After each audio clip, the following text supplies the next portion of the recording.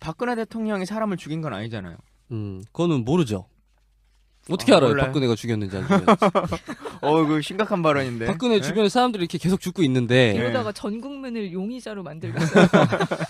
그러게 우리가 이거를 누가 죽였는지 왜 죽였는지 의문이 너무 많잖아요. 네. 그래서 저희가 이건 저희끼리 얘기해서 답이 안 나오기 때문에 또 전문가님 저희가 모신 거잖아요. 자, 그럼 대표적으로 얘기해야 될 게 어떤 사건이 있을까요? 일단 바디 카운트에 대해서 다시 한번 말씀드리면 박근혜 바디 카운트다라고 하면 박근혜 주변에서 그 연쇄적으로 죽어가고 있는 사람들의 숫자를 이야기하는 거예요. 그러니까 네. 이를테면 뭐 오촌 조카 살인 사건이라든지 뭐 박지만 씨의 수행 비서가 최근에 또 돌아가셨죠. 뭐 이런 석연치 않은 이유 때문에 박근혜 씨 주변에서 사람들이 자꾸 죽어가요. 그래서 이것들을 한번 저희가 모아서 이 사람들이 왜 죽고 뒤에는 또 어떤 정황 배우가 있을지에 대해서 우리가 한번 이야기해보는 시간을 갖겠습니다. 예. 네. 네, 맞아요. 신기하게도 진짜 이상하게 박 대통령 주변에 항상 의문의 죽음들이 산재해 있는 것 같아요. 네. 소름. 이게 뭐야? 굉장히 어색한 점이 뭐죠? 근데 청취자들이 저거 되게 좋아합니다. 이런 거 되게 좋아해요. 되게 좋아해요. 자, 싸가지 한번 해주세요. 동시에 해볼까요? 소름. 아유, 안 맞아. 네, 이분하고 예. 호흡 못 맞추겠어. 자, 아까 말씀하신 네. 오천 조카 박용철과 그의 사촌 박용수의 살인 사건. 네. 이 미스터리 한번 좀 얘기해 주시죠. 네. 뭐 TV 어떤 프로그램을 통해서 여러 차례 보도가 된 오천이면 그건 내용이죠? 누구예요? 네. 오천이. 오촌이 정확히 어떤 관계죠? 그러니까 이제 박근혜 씨의 네. 사촌들이죠. 네. 그러니까 이제 박근혜 씨가 고모예요. 네. 이 두 분의 고모예요. 근데 왜 사촌이 아니라 오촌 조카라고? 아니 고모니까 학렬이 위에 아, 높으니까. 그렇군요. 음. 저희가 이 정도로 무식합니다. 네. 그러니까 이 내용은 그거잖아요. 그러니까 2011년 9월달에 발생한 사건인데 당시에 이제 박근혜 대통령은 한나라당의 대선 후보였고 네. 이 오천 조카였던 박용철이라고 하는 사람이 그의 사촌 형이었던 박용수에게 살해당하는 사건이죠. 근데 이때 뭐 국적은 캐나다인이었던 걸로 보이는데 네. 네. 단풍나무에서 목을 맨 채로 발견이 캐나다에 됐죠. 어울리네. 네. 그리고 경찰은 그러니까 박용수 씨의 가방에 있는 회칼 등을 보고서 평소 사촌 동생의 건방진 태도에 앙심을 품고 칼과 망치로 박용철 씨를 죽인 뒤에 죄책감에 자살했다. 뭐 이런 식으로 사건을 종결했다고 합니다. 예. 그러니까 둘 다 죽은 거죠. 네. 한 명은 죽인 거고 한 명은 자살한 거다. 이렇게 이제 네. 발표한 거고. 네. 이거와 관련된 또 다른 살인 사건이 벌어집니다. 짱구파 보스 황 씨가 라면을 먹다가 천식으로 사망을 한 건데요. 짱구파 이건 좀 너무한 거 같아. 짱구파. 그것도 라면 먹다 천식으로 죽었대요. 음. 참 이게 근데 공교롭게도 이 황 씨가 박용철 씨가 살해된 지 약 1년 만인 2012년 대선을 2달 정도 앞두고 갑자기 그러니까 근데 그 사람이 죽은 거예요. 누군데요? 이 사람이 예. 제가 설명할까요? 예. 네.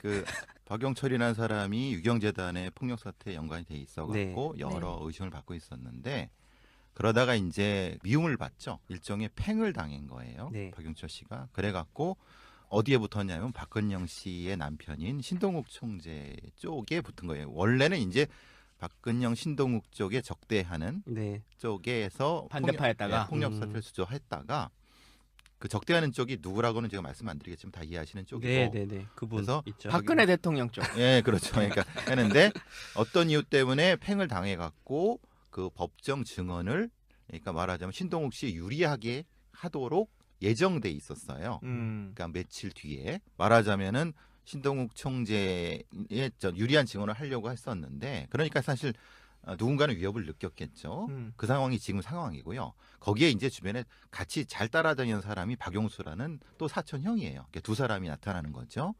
이제 그 사람 둘이 이제 술을 먹어요. 술을 먹고 강남에서 술을 먹고 왕십리 쪽에서 또 2차 술을 먹으러 노래방에 왔는데 그 노래방에 같이 동석했던 사람이 이 짱구파 보스인 황실한 사람이에요. 근데 짱구파가 원래 좀 큰 파입니까? 이제 이 말이 이제 네. 이때 무슨 문제가 되냐면 실제로 짱구파라는 게 있느냐? 어... 왜냐하면 그냥 만들어낸 거냐? 이것도 사실 의심이 되는 거예요. 아니, 만들려면 좀 멋진 이름을 만들지. 그러니까 이제 그런 거죠. 이 조직에 대해 몰라. 그 조직은 뭐냐면은 짱구형 부르니까 수사관들이 짱구파 맞네. 짱구파 이렇게 만드는 형태가 돼갖고 왜 그런 논란이 되냐면요. 어떤 의심까지 되냐면 그 현장에 그 현장에 아예 없었을 수도 있다는 거예요. 그러니까 술을 먹는. 예, 노래방이란 데에서 있었다고 하지만은 솔직히 그거는 진술뿐이고 증거가 없어요. 네. 그러니까 말하자면 왜 황씨란 사람이 갑자기 사라져야 됐냐면은 그걸 증명해 줄 수 있는 거의 유일한 사람이에요. 그러니까 황씨에 의해서 박용철, 박용수라는 사람이 노래방에서 술 먹었어요. 나랑 같이 있었어. 라고 하는 거예요. 적극적으로 얘기해 보면은 만약에 황씨가 없었다고 하면은 거기에 노래방에 갔다는 것도 사실은 오히려 없었을 수도 있는 거예요. 그러니까 그래서 왜 황씨가 중요했냐면 그래서 중요한 건데 그것이 알고 제작진에서 간파를 하고 네. 황씨라는 사람을 추적해서 증언을 듣기로 했었는데 뭐 이렇게 왔다 갔다 또 갑자기 천식으로 돌아가시게 되는데 네. 소름 나는 얘기 하나 해드릴까요? 네. 네. 준비하세요, 다들. 소름. 김정남 사건에서 무슨 약품이 쓰였죠? 마 어쩌고. 브로마, 브로마. 뉴로스틱이죠. 예. 네. 그 작용이 뭐냐면은 그 근육을 확 당겨주는 거예요. 이 사람이 황씨가 무슨 뭐였죠? 천식. 천식. 네. 네. 천식의 증상이 어떻죠? 기침이 열리는 거잖아요. 네. 네. 이걸 다치게 하는. 기관지를 이렇게 확 축. 그렇죠. 미- 아. 기침은 왜 하냐면은 계속 열리니까 기침하는 거잖아요. 네. 네. 그러니까 그 제가 뭐 이런 말씀을 드리면은 의심을 하는 거냐? 네. 의심하는 거 아닙니다. 그럴 수도 의심하는 있다. 거 아니지만은 네. 그 작용제들이 대부분 아. 천식이 걸렸다고 하는 사람들을 죽일 때 쓰는 약품들. 그렇군요. 소름. 소름. 난 정확하게 잘 이해를 아, 못했어. 그러니까 그 이렇게 근육을 위축시킨다고 그랬잖아요. 그러니까 여기도 근육이라는 아니 근데 거잖아요. 그거는 네. 이해하겠는데 그게 소름 끼칠 만한 얘기라는 게 뭐랑 연관이? 그러니까 누군가가 이 사람을 그렇게 천식으로 위장해서 그런 약품을 이용해서 죽였을 수도 있다라는 얘기를 한 거죠. 그건 우리가 그렇게 생각하니까 지금 이거 사람이 이렇게 건조해가지고 리액션이 이렇게 그러게. 없어서. 아, 그래? 근데 이제 어. 아주 일반화된 약품 저기 독곡물이라는 건데 실제는 독곡물은 아니에요. 우리가 의약품이에요. 당연히 라면 먹다 죽었겠지 이걸 설명하려고 이걸 하는 게 아니잖아요. 근데 라면 먹다 죽었는데 네. 그럼 그걸 설명하기 위해서 뭐가 필요했냐면 이 사람이 천식이 있어야 되는 거예요. 아. 근데 주변 사람들은 이 사람이 천식이 있었다는 거를 어떤 사람은 없었다고 해요. 네, 네. 네. 어떤 사람도 있었다고 해요. 아. 근데 정확히 모르는 거예요. 천식이야. 너무 흔한 또 질환이라서 갑자기 그 검사외전 그 영화 생각나네요. 저는 안 봤어요. 안 봤어요? 영화를 진짜 안 봐 이 사람은. 영화 볼 시간 어디서 어? 시사정비서 준비해야지. 영화를 진짜 안 봐. 아무튼 한가해. 검사 자. 예전에 뭐가 나왔어요? 검사외전도 네. 그 조사받는 사람 한 명이 조사실에서 죽어요. 근데 천식을 앓고 있어가지고 이거 호흡기 하는 거 있잖아요. 네네. 그걸 해야 되는데 아. 다른 검사가 와서 그걸 치워버려. 아. 그래가지고는 사실상 죽이는 거죠. 아. 근데 그 책임을 밑에 있는 검사한테 지우게 하는 내용인데 네. 그래요. 황씨 살인 사건이라고 말을 해버렸네요. 그냥 변사 사건. 네, 변사 사건에 대해서 이야기를 해주셨고 그 앞에 이야기한 이 박용철, 박용수 씨가 이렇게 죽은 거에 대해서 프로파일링을 한번 해주시죠. 그러니까 그 사건 자체는 그 강북경찰서에서 네. 했고 현장에 나간 거는 서울경찰청 과학수사팀이 나갔고요. 하필 또 제가 또 일했던 데라서 사실 많이 부담이 아. 되는데 부담이 된다는 뜻은 어떤? 거기서 그 보고서 쓴 사람들이 저가 아. 아는 사람들이니까 네. 그 얘기는 뭐냐면은 현장 증거 처리는 제대로 됐을 수 있어요. 네. 근데 증거 처리와는 다르게 저 정도 사람이 알 정도면 현장에 오랫동안 20년 넘게 한 사람들은 대충 보면 이거는 네. 이상하다는 걸 알거든요. 어쨌든 핵심적인 거는 한 사람이 그러니까 저기 사촌 형이 사촌 동생을 부자비하게 죽이고 네. 자기는 자살했다는 건데 네. 이제 그게 이제 현장 상황과 안 맞으니까. 그러니까 일단은 다른 어떤 정황적인 것을 빼고라도 네. 그 박용철이라는 사람이 굉장히 거구거든요. 네. 네. 거구란 사람을 오늘은 거구가 많이 나오네. 네. 음. 그러니까 완전히 그 저기 유경재단 사태 때 보시면 아시겠지만은 목소리를 걸걸하고 막 네. 이 정도에 쉽게 우리가 말하는 깍두기 네. 형태거든요. 근데 이제 그분을 사촌형이라는 사람인데 좀 왜소해요. 많이 왜소해요. 네. 네, 그 사람이 칼하고 흉기랑 또 뭐 저 맨손하고 장도리, 망치를 가지고 살해를 했다고 하는데 그 현장을 사진을 한 번이라도 본 사람을 보면은 이건 절대 혼자서 할 수 있는 상황이 아니거든요. 근데 이제 그거를 어쨌든 뭐 조사는 했지만은 그렇게 했고 핵심적으로는 그 두 사람 다 뭔지 말하는 수면제 성분을 먹었어요. 아, 그러니까 박용철이라는 사람은 상당히 많이 먹었고 네. 그 죽였다고 하는 사람도 일정 정도, 그러니까 한 알 분량 이상의 걸 먹었어요. 네. 네. 그러면은 내가 제일 죽이려고 하는데 나도 수면제를 먹어? 음. 이런 문제가 발생하는 음. 거예요. 네. 다시 돌아가면은 그럼 그걸 언제 어떻게 먹였는가 때문에 앞에 짱구파 황씨가 나오는 거예요. 아, 그죠? 그러면 짱구파 소름.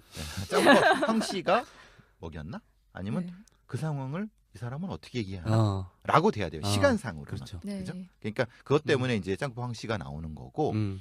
그럼 현장 상황에 다시 돌아가면은 그 사람이 거기서 이제 그 박용철 씨가 이제 거기서 살해를 당했는데 그 상황은 아무리 맞춰봐도 박용수라는 사람이 할 수 있는 상황은 아니고 네.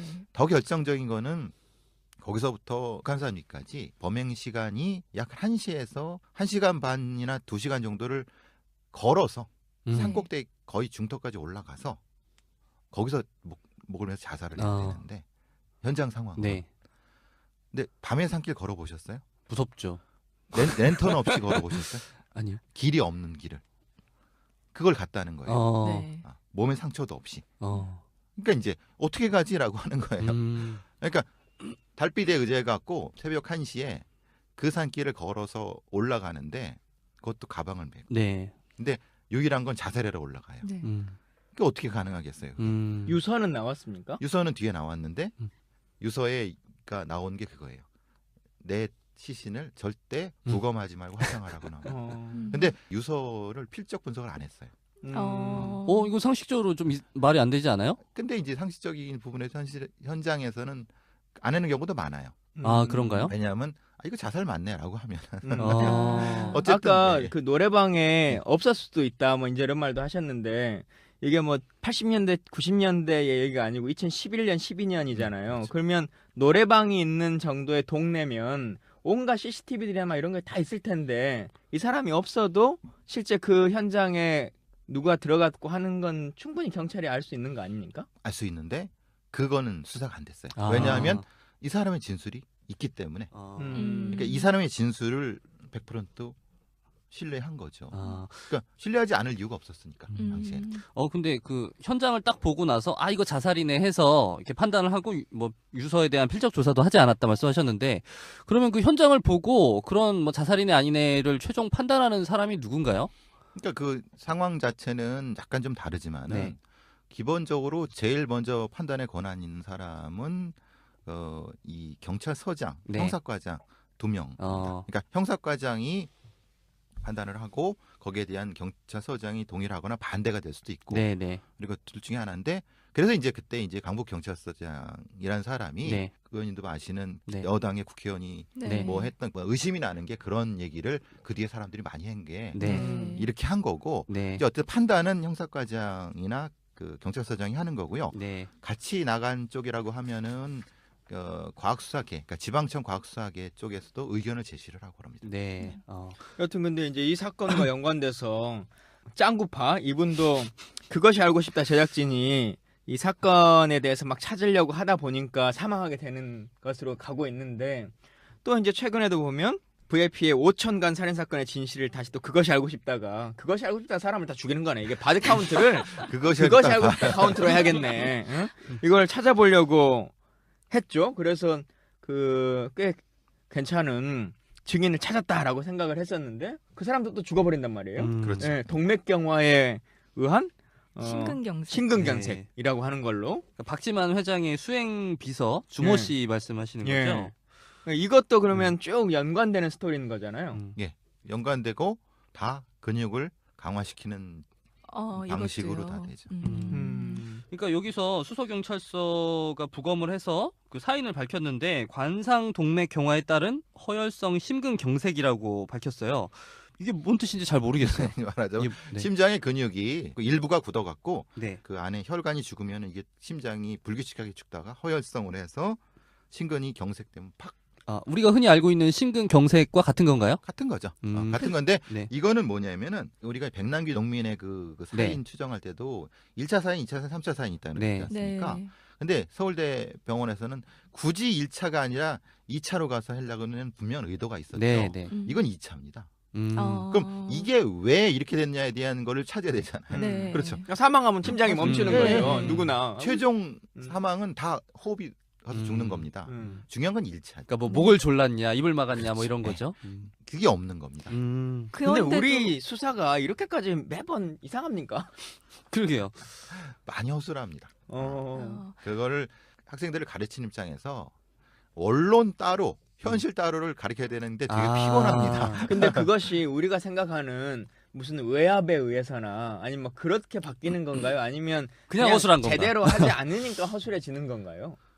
간혹 이제 뭐 가끔 전화가 오는 경우도 있고 그리고 어떤 분명한 이유 없이 덮이는 경우도 있고 근데 대부분의 경우는 깊이 찾아야 돼. 수사를 해야 되는데 네. 시간과 돈이 없고 하다가 이제 엎어지는 경우가 대다수고. 그렇게 돼요. 전문가 입장에서 보시기엔 이건 하다가 그냥 자연스럽게 엎어진 것 같습니까? 아니면 아니죠. 이런 거 같은 경우는 어떻게 했냐면 주요 이제 이런 박지원 회장 같은 사람들 같은 경우에 관련된 사건 같은 경우는요. 네. 지방청이나 경찰청에서 매우 주요하게 봅니다. 아. 그래서 이 부분을 딱 봤을 때 문제가 생길 것 같으면은 이제 뭐 지방청으로 이관을 해라 아니면 뭐 이렇게 해서 관심을 많이 갖거든요.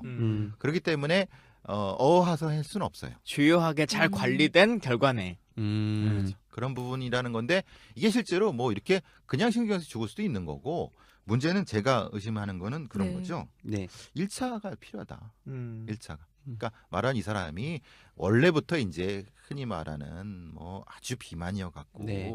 갑자기 뭘 뭐 먹다가 이렇게 해서 했다 이렇게 해서 됐다. 네. 뭐 이런 부분이 있었느냐라는 걸 수사를 통해 파악해야 되는 건데 네. 제가 항상 이런 수사 발표 때 욕을 많이 하는 거는 이 새끼들아 네. 1차를 발표해야지 왜 2차를 발표했냐. 근데 국민들은 몰라요. 그러니까 예를 들면 심근경색으로 사망했다라는 발표는 이 사람이 죽었다라는 발표랑 똑같은 거네요. 그렇죠. 근데 그거를 의원님 죄송한데 의원님들도 사실 잘 모르시잖아요. 몰라요. 왜냐하면 어떻게 알아요? 법과학을 잘 하시는 거 아니고 네. 표창원 의원 정도는 아실 텐데 너무 바쁘시니까. 근데 이제 말하자면 그런 거죠. 주요 여당에도 경찰이었던 분들이 많죠. 네. 검사였던 분들 많죠. 근데 그분들은 말씀 안 하시잖아요. 네. 말하자면 그런 문제가 있는 거예요. 아. 근데 이 사건을 볼 때 사건 자체만으로도 문제가 있지만 사건을 파악하는 데 있어서 정황이라든지 주변 인물들과의 관계라든지 이런 것들도 결국 사건의 실체를 파악하는 데 필요한 거잖아요. 그렇죠. 이 당시에 이 사람이 왜 타살로 볼 수 없는지, 왜 이 사람이 어떤 일에 연루돼 있었기 때문에 이렇게 죽었다라고 보시는 거예요. 갑자기 쓰러져 있는 상태에서 이제 이분이 돌아가셨다고 하면은 네. 그 정황적인 그러니까 이제 아까 처음 말씀드린 것처럼 이분이 꼭 그렇게 쓰러져야 되는 어떤 이유에 대한 설명이 필요한 거예요. 이거는 말하자면 의학적인 것이 아니라 정황적인 거죠. 네. 그러니까 말하자면 이분이 평소에 이제 활발하게 운동을 하시고 있었고 관리가 잘 되고 있었는데 이렇게 됐다고 하면 이건 심각한 문제가 있어갖고 수사가 돼야 되는 거잖아요. 네. 네. 근데 평소에 완전 뭐 사는 것도 개판이었고 뭐 포금하고 뭐 그랬다고 하면은 이런 것들이 일목요연하게 플로우 차트로 해서 수사가 돼야 되는데 그게 안 되고 그냥 이렇게 죽었다라고 하면은 네. 네. 근데 문제는 그걸 수사를 하게 되면은 많은 다른 게 드러나잖아요. 네. 그러니까. 그죠? 이분이 유경재단에 대해서 아는 사람이 있으면 안 되는 거죠. 이 네. 대한민국에서 음. 유경재단이라고 하는 것에 대한 진실을 조금이라도 알거나 아니면 그것을 언론과 접촉하려고 하는 낌새가 보이거나 하면 죽는 거죠. 이 네. 주모 씨가 전날 누구를 만났는데 사실 만난 사람은 이 사람이 모시던 사람들이잖아요. 네. 그럼 그걸 다 이제 언론에다 노출이 돼야 되는 거예요. 네. 그걸 꺼려하는 분들이 계시겠죠. 네. 박영철 씨, 박영수 씨 사건도 마찬가지예요. 그걸 다 플로이 차트로 수사를 하게 되면은 이분이 누굴 만났고 거기서 뭘 했고 이런 것들이 다 조사가 돼요. 네. 그러면은 그럼 안 되죠. 네. 심각한 문제가 발생하겠죠. 네. 네. 이렇게 그러니까요. 진짜 그- 이 유경재단과 관련된 분들이 다 바디 카운트 여기 안에 포함돼 있어요. 네. 그러니까 유경재단 바디 카운트가 한 명 더 있긴 한데 사실은 이제 이분은 사고일 확률이 훨씬 더 높아서 네. 이 바디 카운트라고 하는 건 약간 맞을지 아닐지 모르겠는데 이제 선거 기간에 있었던 일인데요. 대통령 선거 기간에 유경재단 폭력 사태 원래 주도했던 7인의 멤버였었던 지금 이제 문거리 3인방 이렇게 부르잖아요. 네. 근데 원래 문거리 권력은 4인방이에요. 네. 그리고 이춘상 보좌관이 4인방 중에서도 가장 높은 등급의 그러니까 네. 사람이었던 거죠. 이춘상 네. 보좌관이. 근데 선거 기간에 이제 교통사고로 사망을 하거든요. 그래서 네. 우리는 실제 선거 기간에 교통사고 진짜 많이 납니다. 교통사고 엄청 많이 나고 신호 위반 다 하고 다니고 그럴 수밖에 없는 구조거든요. 그러니까 왜 그럴 수밖에 없어요? 하루에 네. 하루에 당 대표나 뭐 대선 주자나가 움직이는 거리가 많아서 지역별로 한 20군데 정도를 돌아다녀야 돼요. 네네. 그래서 기자단들도 그 20개를 다 못 따라다녀요. 아. 그래서 A조, B조로 해서 음. 그 다음 단계는 이 팀은 안 가고 그 다음 단계로 넘어가죠. 근데 후보들은 경찰 경호를 받고 가니까 네. 그냥 뚫고 가거든요. 네. A급 경호를 해주니까. 근데 그 대변인단이나 수행원들은 경찰이 에스코트를 안 해줘요. 네. 그러니까 그냥 불법으로 다녀요. 음. 그냥 버스 전용 차선 아마 딱지 끄는 걸로 치면은 몇백만 원 나올 거야. 참그니까 네. 과속 방지 이런 거. 근데 그래서 그냥 교통사고로 사망했겠거니라고 우리는 이충상 보좌관은 생각하는데 네. 여튼 이제 이분도 유경재단 사건, 특히나 네. 유경재단 폭력 사건에 대한 진실을 가장 잘 알고 있는 사람 중에 하나니까 네. 일단 카운터에는 넣어야 될 것 같은데요. 네. 당시 그렇죠. 이분의 포지션 때문에 의문 났던 그거죠. 이분 포지션이 그 지금 대통령이신 분의 거의 수석 보좌관 네. 되잖아요. 나머지 세 분이 약간 밑에 있었던 예. 분이고, 그때 이제 말하자면은 뭐 이제 흔히 말하는 정 씨라든가 최 씨 같은 사람들 포지션과 겹치는 부분이 많았다는 거예요.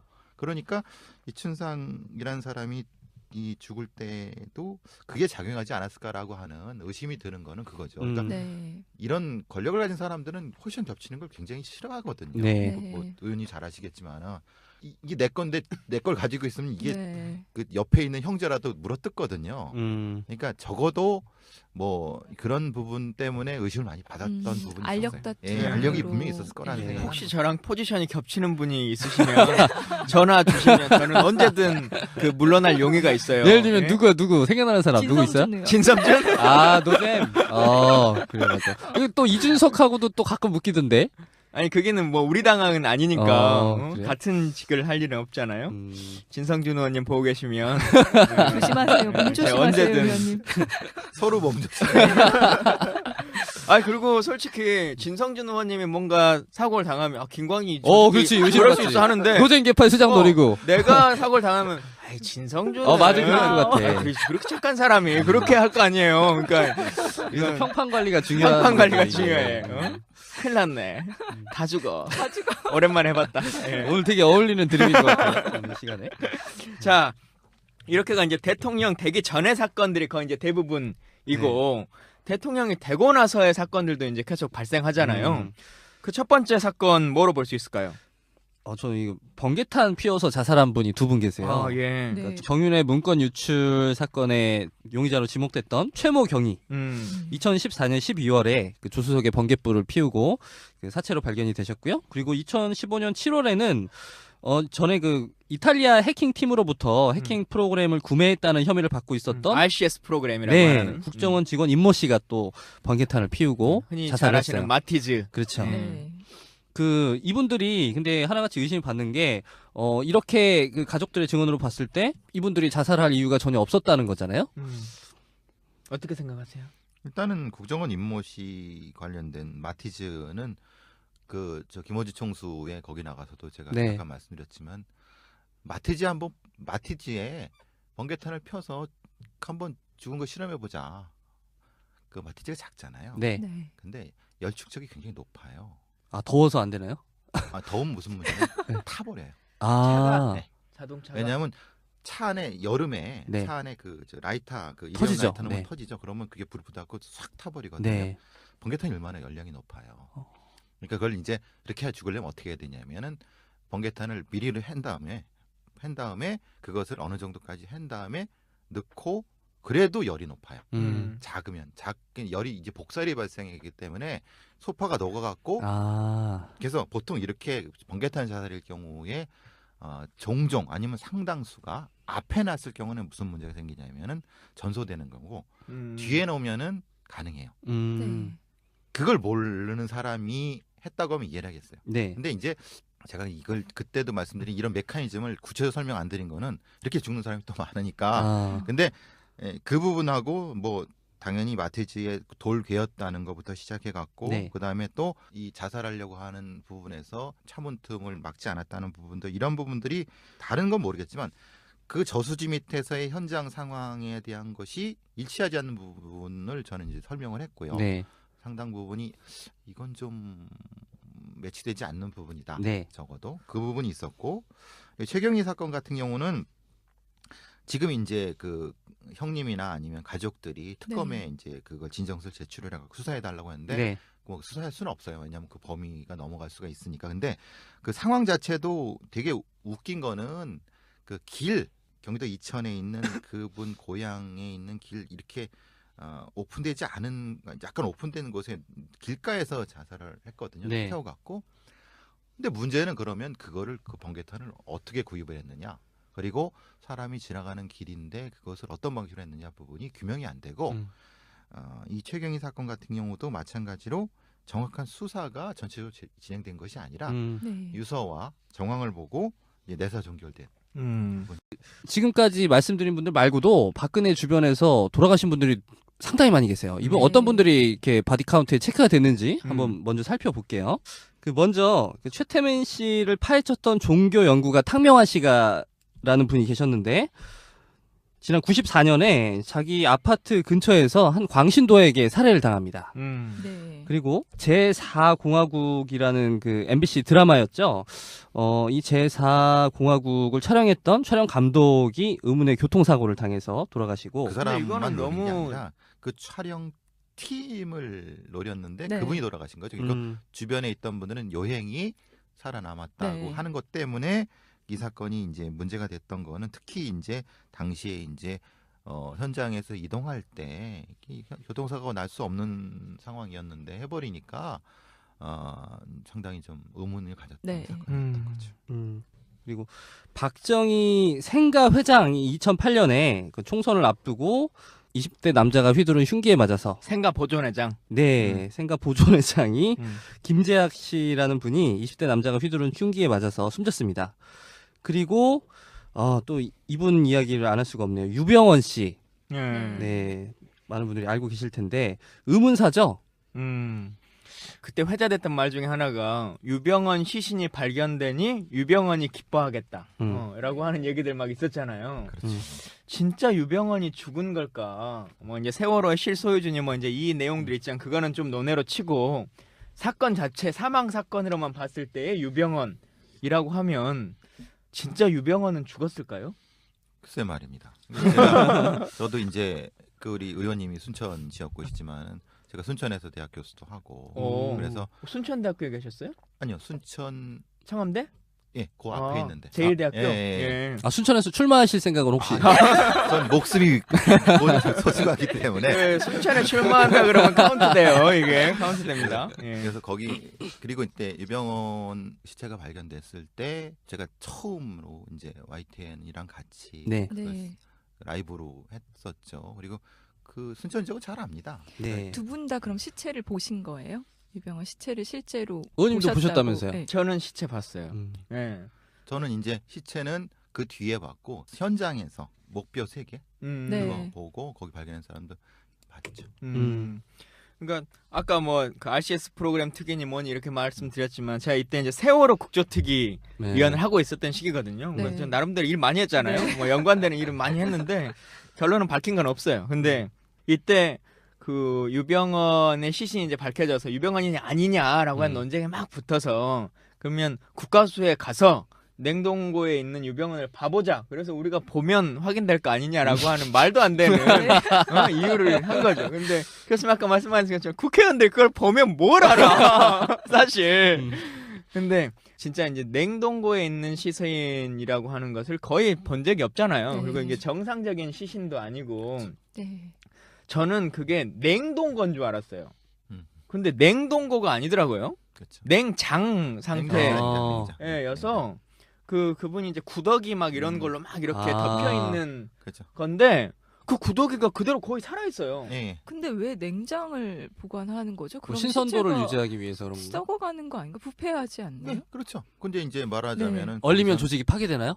얼렸다 풀면은 네. 파괴가 되겠죠. 아. 이제 그 구더기 활동은 자연스러운 거니까 자연스럽게 이동하면서 그 네. 령을 파악할 수 있죠. 구더기의 음. 령을 파악할 수 있기 때문에 시간을 알 수 있는 어. 거라서 아. 그 굳이 냉동을 할 이유는 없어요. 아, 근데 우린 느낌은 당연히 네, 맞아요. 냉동돼 그렇지. 있는 그 상태를 그걸 유지해야 볼 거라고 된다고 생각했는데 생각하거든요. 그 냄새나 이제 썩어가는 중이니까 아. 그래서 그때 9명인가 갔었거든요. 근데 실제로는 2명, 3명밖에 못 봤어요. 어. 다 여성 의원들이랑은 못 보겠다고 아. 하고 시체가 훼손돼가지고 그때 이제 유병헌인지 아닌지를 확인하는 방법이 뭐 이빨을 봐야 된다. 아. 그 이빨이 뭐 하는 거 그냥 손가락 뭐 하나가 그때 잘렸든가 뭐 음. 그걸 보라는데 네. 아니 진짜 그걸 그래갖고 결국은 2명인가 3명인가 들어갔어요. 저랑 박원석 의원인가 하여튼 뭐 누구랑 이렇게 들어가가지고 하는데 최종적으로 그럼 손가락을 한번 봐라는 거야 날 보고. 그래서 보면 아나. 이거 보면 아나. 근데 하여튼 잡고 손가락 1등 한번 이렇게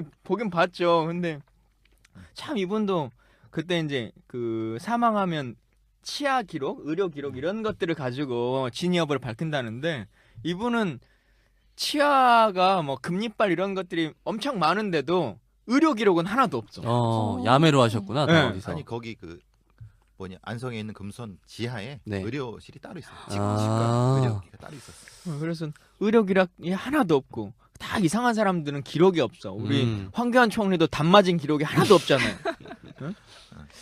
그 당시에 3가지가 있었죠. 네. 치과 기록, 여기 손가락 변형, 그 다음에 이제 뭐 DNA 관련된 부분인데 그게 이제 인터넷상에 많이 얘기된 게 네. 그 손가락 그 변형된 부분은 그건 말도 안 된다. 왜냐하면 그거는 그건 쉽게 조작할 수 있기 때문에 그거는 가치는. 근데 이제 국가수에서는 자랑스럽게 이제 봐라 이거 여기 변형돼 맞냐라고 했을 텐데 문제는 그거를 이제 정확히 현미경적으로 확인했어야 되는데 그냥 의원님한테 보여주려고 한 거였고 의료 기록은 네. 말씀하신 것처럼 치과 의료 기록은 원래 존재하지 않는 사람이기 때문에 그거는 이제 그 유병원의 개인 주치, 치과 주치가 네. 가지고 있는 것도 기록은 또 안에 있었기 때문에 의미가 없었던 부분이었죠. 그래서 굉장히 그 의심이 많았던 부분이고 아직까지도 그 부분에 대해서는 의심이 많은 건 그렇습니다. 그래가지고 네. 그 의사가 와서 확인을 했어요. 본인이 네. 맞다라고 하는. 그러면은 당신이 내부적으로 갖고 있는 의료 기록이 있냐? 그걸 맞춰봐야 될 거 아니냐 했더니 없는데 자기가 치료를 해왔던 것으로 보면 기억할 수 있다라고 해가지고 그냥 넘어간 거예요. 그런 게 그때는 많았던 게 주로 이제 그런 거죠. 그 내부자들이 많은 거예요. 그 유병원 주변에는 네. 네. 그 의료인들이 다 그 내부자들이었던 거예요. 아. 의사들 많았잖아요. 네. 그때 나와서 의료했던. 그러니까 경찰 수사의 입장에서는 증언을 신뢰할 수 없어요. 네. 내부자의 증언은 신뢰할 수 없어요. 이해관계자인데 어떻게 신뢰하겠어요? 근데 진짜 그냥 길 가다가 돌불이 넘어져가지고 그냥 맥없이 땅에서 썩어서 죽는다는 게 그게 말이 되나요? 글쎄 말입니다. 그래서 이제 저는 그 발견된 뒤부터 거의 한 1년 넘게를 뭐 그것이 알렸다부터 시작해서 웬만한 시사 프로그램 네. 거의 계속 그 일주일에 한 번씩 가면서 저기 후속 취재를 했거든요. 네. 그거는 아마 그분들이 잘 모를 거예요. 그것이 알고 싶다랑 같이 하시면 우리 또 사망 사건 큰일 나는데. 그 JTBC의 스포트라이트라는 데에서 네. 네. 아주 본격적으로 뭐 이제 접근을 해서 했는데 그분들도 겁을 내했어요. 왜냐하면 그때 저희가 움직였을 때 그 뒤에서 따라오는 애들이 미행하는 애들이 있더라고요. 젊은 애들이. 그래서 제가 그분들한테 얘기했죠. 그 스포트라이트 팀 PD들한테 이거는 조금 이따 하시라고. 이건 위험하다. 왜냐면 아직도 네. 이 상황을 저기 정리가 되지 않은 거라서 네. 만약에 이게 그 실제적으로 어디가 연결될지 모르는데 만약에 이게 방송도 중요하지만 목숨도 중요하지 않냐라고 해갖고 그때 아마 JTBC 1회 방송분에서 그걸 보신 분들은 왜 이렇게 부실하지라는 걸 느끼셨을 네, 거예요. 맞아요. JTBC 네. 1회가 유병헌 관련된 부분이었거든요. 그건 그분들도 알고 다 아는 거죠. 근데 아마 정권이 바뀌면 다시 그 방송을 할 거예요. 근데 시간이 지나면 유병헌도 이제 화장해버렸고 그 현장도 다 없고 뭐 그런다고 수사 기록을 진짜 꼼꼼하게 서류를 하라도 남겨놓은 것도 아닌데 시간이 지나고 정권이 바뀌면 뭘 알 수 있는 게 있나요? 그때 스포트라이트 제작진이 만들어 놓았던 취재가 사료가 있죠. 되는군요. 있죠. 어. 그러니까 공개하면 문제가 될 수 있지만 정권이 바뀌면 할 수 있는. 아, 교수님 판단하시기에는 그 근거로 보면 뭔가가 뒤집혀질 수 있을 조금씩 만한 아, 그 내용들이. 있는 것 같아요. 아유, 예. 그럼 살아있는 유병헌은 큰일 났네. 그러게요. 저는 살아있다고 얘기하지 않았습니다. 네.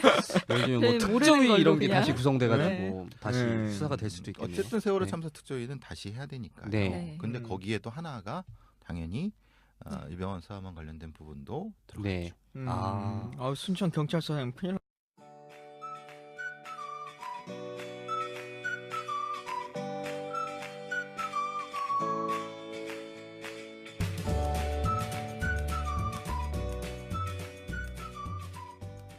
박용철이라고 하는 사람이 그의 사촌 형이었던 박용수에게 살해당하는 사건이죠. 근데 이때 뭐 국적은 캐나다인이었던 걸로 보이는데 네. 네. 단풍나무에서 목을 맨 채로 발견이 캐나다에 됐죠. 어울리네. 네.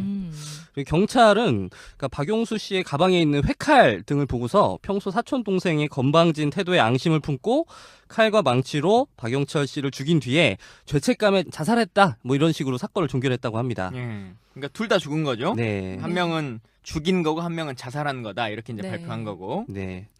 이거와 관련된 또 다른 살인 사건이 벌어집니다. 짱구파 보스 황 씨가 라면을 먹다가 천식으로 사망을 한 건데요. 짱구파 이건 좀 너무한 거 같아. 짱구파. 그것도 라면 먹다 천식으로 죽었대요. 음. 지금 이게 근데 공교롭게도 이 황 씨가 박용철 씨가 살해된 지 약 1년 만인 2012년 대선을 2달 정도 앞두고 갑자기 아니, 근데 그 사람이 죽은 거예요. 누군데요? 이 사람이 예. 제가 설명할까요? 예. 네. 그 박용철이라는 사람이 유경재단의 폭력 사태에 연관이 돼 있어갖고 네. 여러 의심을 받고 있었는데 박 대통령 주변에 항상 의문의 죽음들이 산재해 있는 것 같아요. 네. 소름. 이게 뭐야? 굉장히 어색한 점은 뭐죠? 근데 청취자들이 저걸 되게 좋아해요. 이런 거 되게 좋아해요. 되게 좋아해요. 자, 싸가지 한번 해주세요. 동시에 해볼까요? 소름.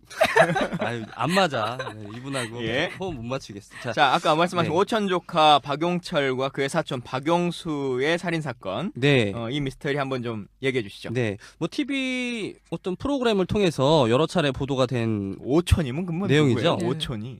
오촌이 정확히 어떤 관계죠? 아직 그러니까 이제 박근혜 씨의 네. 사촌들이죠. 네. 그러니까 이제 박근혜 씨가 고모예요. 네. 이 두 분의 고모예요. 근데 왜 사촌이 아니라 오촌 조카라고? 아니 고모니까 학렬이 위에 아, 높으니까. 그렇군요. 음. 저희가 이 정도로 무식합니다. 네. 그러니까 이 내용은 그거잖아요. 그러니까 2011년 9월달에 발생한 사건인데 당시에 이제 박근혜 대통령은 한나라당의 대선 후보였고 네.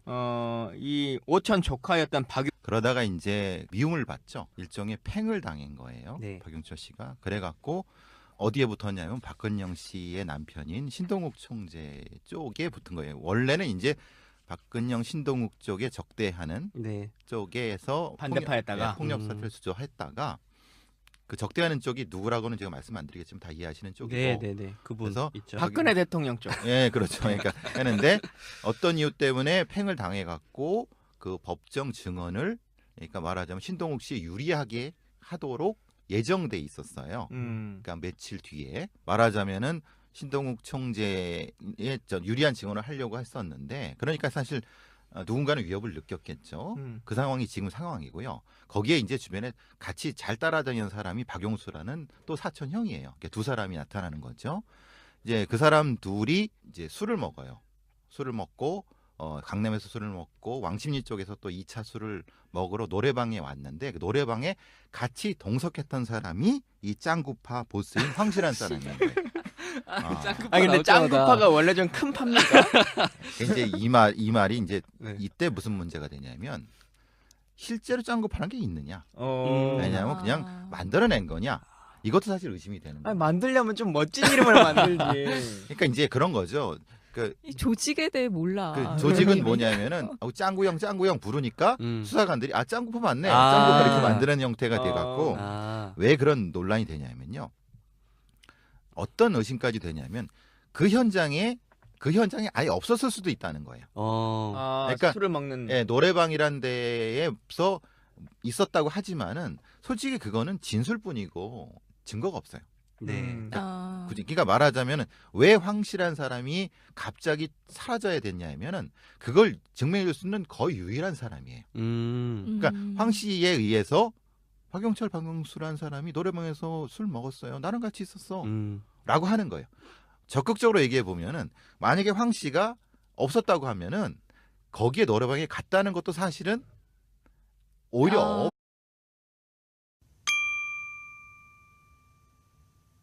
박근혜 대통령이 사람을 죽인 건 아니잖아요.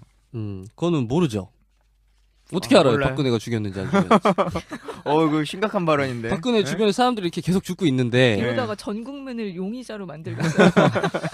그러게 우리가 이거를 누가 죽였는지 왜 죽였는지 의문이 너무 많잖아요. 네. 그래서 저희가 이건 저희끼리 얘기해서 답이 안 나오기 때문에 또 전문가님 저희가 모신 거잖아요. 자, 그럼 대표적으로 얘기해야 될 게 어떤 사건이 있을까요? 일단 바디 카운트에 대해서 다시 한번 말씀드리면 박근혜 바디 카운트다라고 하면 박근혜 주변에서 그 연쇄적으로 죽어가고 있는 사람들의 숫자를 이야기하는 거예요. 그러니까 네. 이를테면 뭐 오촌 조카 살인 사건이라든지 뭐 박지만 씨의 수행 비서가 최근에 또 돌아가셨죠. 뭐 이런 석연치 않은 이유 때문에 박근혜 씨 주변에서 사람들이 자꾸 죽어가요. 그래서 이것들을 한번 저희가 모아서 이 사람들이 왜 죽고 뒤에는 또 어떤 정황 배우가 있을지에 대해서 우리가 한번 이야기해보는 시간을 갖겠습니다. 예. 네. 네, 맞아요. 신기하게도 진짜 이상하게